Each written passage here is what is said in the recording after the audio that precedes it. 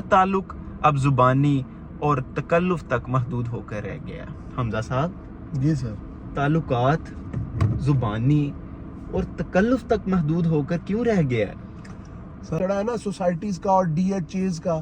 جی ہم تو D H A میں رہتے ہیں, وہ باہر والے نو ادھر ہی سمجھتے ہیں چھوت نے, انہوں تے منہ ہی نہیں لانا نا یار. حضرت علی رضی تعالیٰ عنہ نے فرمایا ہے کہ وقت, دولت اور تعلقات انسان مفت میں ملتے ہیں, لیکن ان کا احساس تب ہوتا ہے جب یہ ہماری زندگیوں سے چلے جاتے ہیں. السلام علیکم ویورز, میں ارحم ناصر اور آپ دیکھ رہے ہیں کارپول ود ارحم اینڈ حمزہ.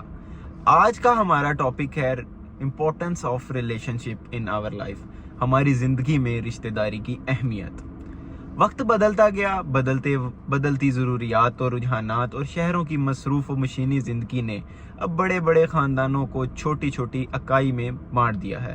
ہمارے معاشرتی رویوں اور زندگی کے اسلوب میں ہونے والی تبدیلیوں نے ہمارے متحد خاندانی نظام کا شیرازہ بکھیر دیا ہے, جس کے نتیجے میں نہ صرف ہم اپنے قریبی رشتوں سے دور ہوتے جا رہے ہیں, بلکہ آپسی تعلقات, ایک دوسرے کی خبر گیری, مدد اور تعاون جیسے اسلوب بھی ہماری زندگی سے دن بہ دن معدوم ہوتے جا رہے ہیں.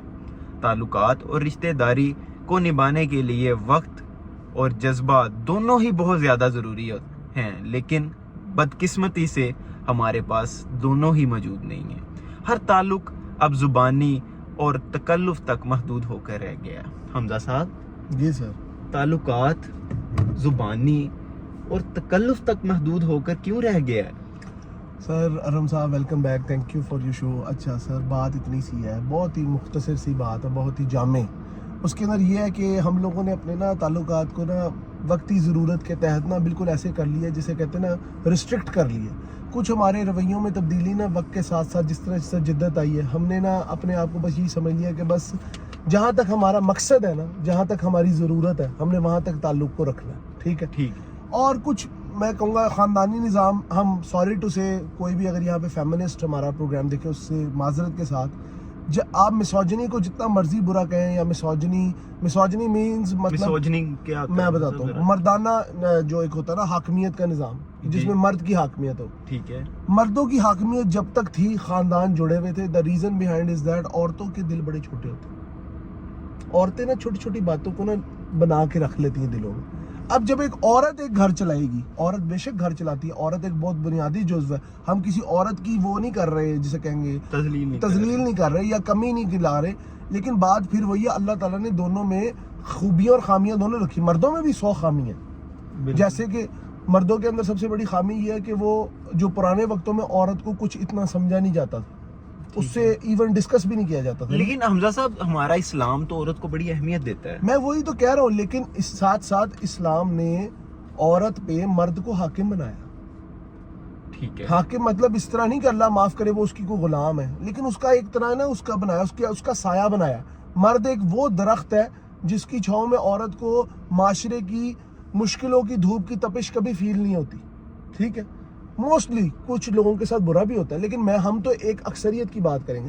لیکن جب سے یہ نظام آیا نا کہ عورت اور مرد خود مختار ہیں, یا یہ برابری کی سطح پہ تعلقات آ گئے, اس سے کیا ہوا, دھڑاڑ پیدا ہو گئی. مرد کہتا ہے میں بھی کماتا ہوں, عورت کہتی میں بھی کماتی ہوں. اچھا تو کار کون چلا رہی, کام والی. سب سے پہلا تو مسئلہ یہ آ گیا. آپ لوگوں نے کام والی تو اب رکھنا ہر گھر میں ضروری ہے. ضروری بے شک ہے, پرانے وقتوں میں بھی کام والے ہوتے تھے, لیکن گھر کے معاملات کو یا تو عورت مرد کی غیر موجودگی میں پورا ایک جیسا کہتے ہیں نا, ایک مرد کا کردار ادا کرتی تھی. ٹھیک ہے. اور بچوں کی تربیت میں ماں کا ایک اہم رول. اب ماں بھی کمانے چلی گئی, باپ بھی کمانے چلا گیا. ٹھیک ہے. ہم نے اپنی چادر سے کیا اپنی ضرورتیں کم کر لیں, ہاں, یا کمانا چھوڑ دیں, اپنے آپ کو ریسٹرکٹ کریں. انسان کی خواہشوں کا کوئی مطلب کہتے ہیں نا اینڈ نہیں ہوتا. خواہش تو ہر روز جنم لیتی ہے زندگی کی طرح. ٹھیک ہے. ٹھیک ہے. لیکن ہم نے اس کو یہ دیکھنا کہ خواہشوں کے آگے بریک لگانی, کیونکہ خواہشوں کا کوئی اینڈ نہیں ہوتا. مثال کے طور پہ ایک آدمی کما رہا ہے 50,000 روپیہ, اس کی بیوی بھی کما رہی 50,000 روپیہ. ٹھیک ہے. اور انہوں نے اپنے خرچے بنا لیے 1.5 لاکھ کے, کیا وہ اپنی ضروریات کو میٹ کر پائیں گے؟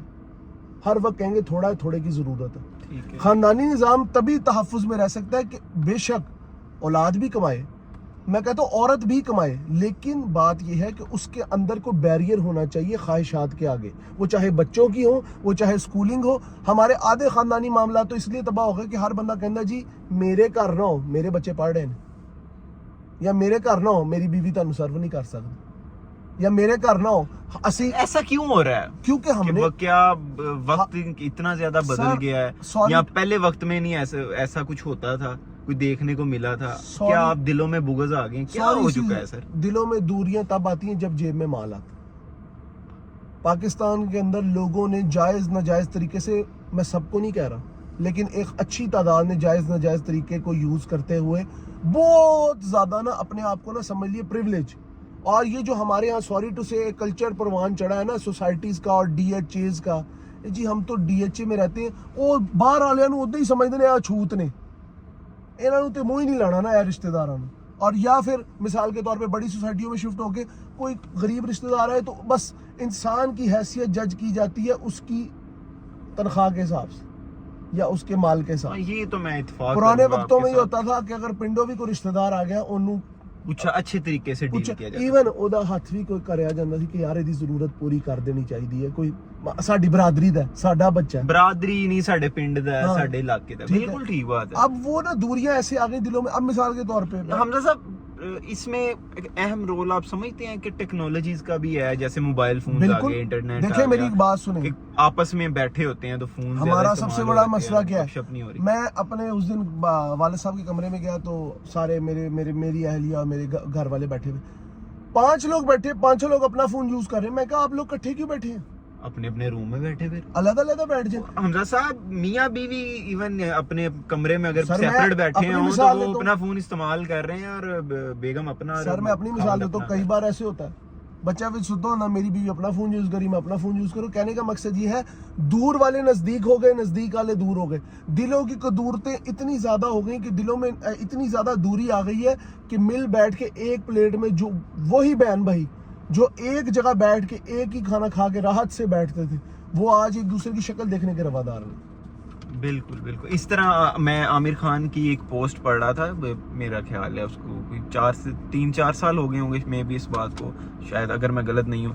تو اس میں انہوں نے اپنا فون کہا کہ میں اپنا اینڈرائڈ فون چینج کر رہا ہوں، میں دوسرا فون لے رہا ہوں کیونکہ میں وقت میں کم اپنی فیملی کو دے پا بائی دا وے ان کی بھی طلاق ہو گئی عامر خان سے.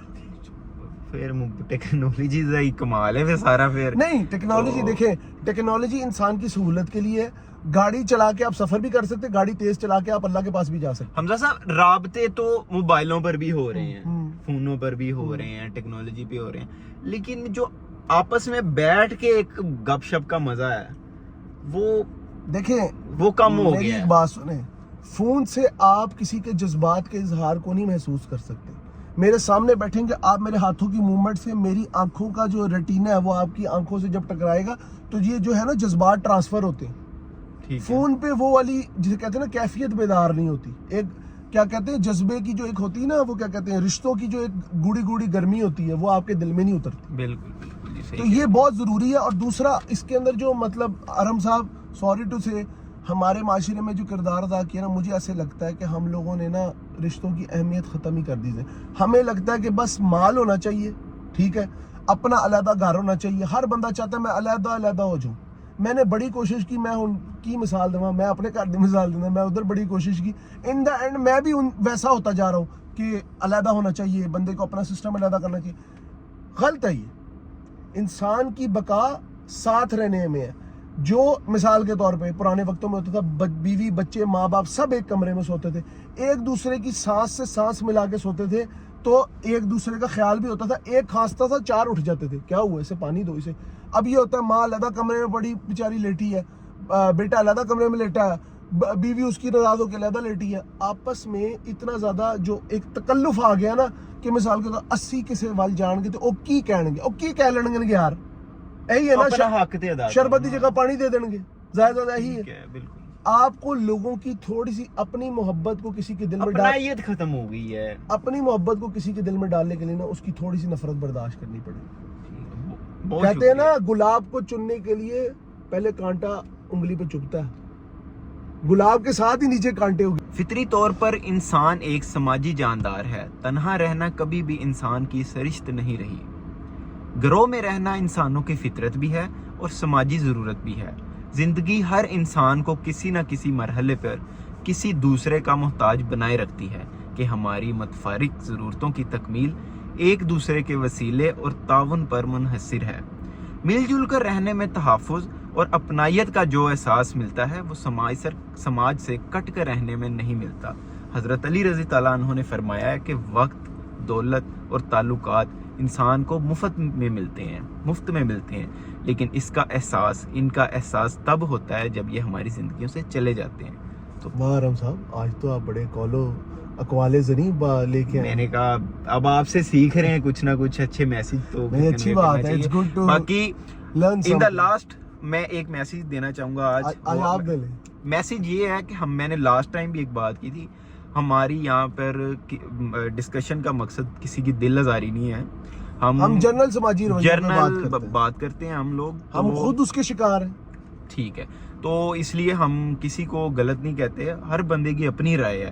ہم بھی اپنی رائے دینا چاہتے ہیں. آپ کے لیے آپ کی رائے ہمارے لیے قابل احترام ہے، لیکن اور ہماری رائے کا بھی آپ احترام کریں. غلطیاں انسانوں سے ہی ہوتی ہیں، تو انشاءاللہ تعالیٰ اگر آپ کو کچھ غلط لگے آپ کمنٹ کر دیا کریں. ہمارے لیے وہ قابل احترام ہے. بہت شکریہ. اور زندگی میں ایک کام لازمی کریں، ہر ایک کو مسکرا کے ملے، کیونکہ مسکرانا بھی عبادت ہے. اس کا یہ مطلب نہیں